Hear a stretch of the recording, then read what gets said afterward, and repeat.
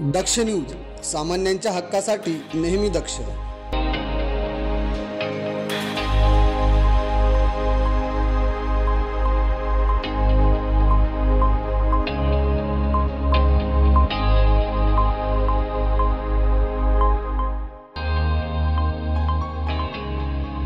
श्रावण महिन्याचा प्रारंभ आणि त्याचसोबत निसर्गाची मेहर नजर।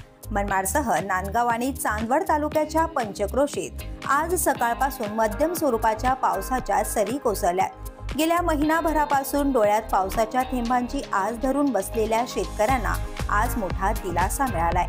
खरीप हंगामावर टांगती तलवार होती, जमिनीला ओल नव्हती, पिकांची वाढ खुंटली होती। पण आजच्या पावसाने जमिनीत चांगलीच ओल निर्माण झाली असून पिकांना नवसंजीवनी मिळाली आहे। मका, सोयाबीन आणि बाजरी सारख्या खरीप पिकांसाठी हा पाऊस वरदान ठरतो आहे।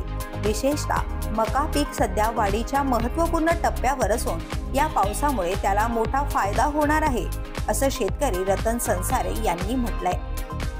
एकदम आनंदी मस्त पाऊस झालेला। 1 महिन्यापासून पावसाने दडी मारलेली होती, शेतकरी दुखी होते, पण एकदम आनंदच झालाय का असं मस्त पाऊस झालाय, त्यामुळे शेतकरी आनंदी झाले।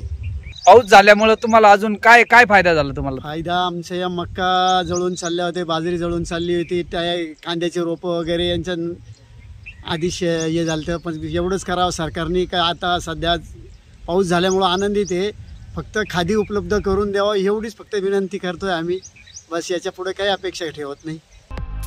आता एकच अपेक्षा आहे, या कृपेचा वर्षाव अशाच प्रकारे सुरू राहो। बळीराजा सुखी राहो, शेती फुलो आणि नांदो। हवामान विभागाकडून दिवसभर पावसाची शक्यता वर्तवण्यात आली, त्यामुळे आता शेतकऱ्यांच्या आशा पुन्हा पल्लवित झाल्यात। या पावसामुळे पाणलोट क्षेत्रातील साठा वाढेल, विहिरी आणि तलाव भरतील आणि नदी नाले पुन्हा एकदा गप्पा मारू लागतील। गावोगावी मंदिरांमध्ये महादेवाचे आभार मानले जात आहेत। श्रावणात महादेवाची कृपा लाभते आणि त्यातूनच पावसाचा हा आशीर्वाद मिळतो, असा विश्वास ग्रामस्थ यावेळी व्यक्त करतायत। भागवत झालटे, दक्ष न्यूज, चांदवड, नाशिक।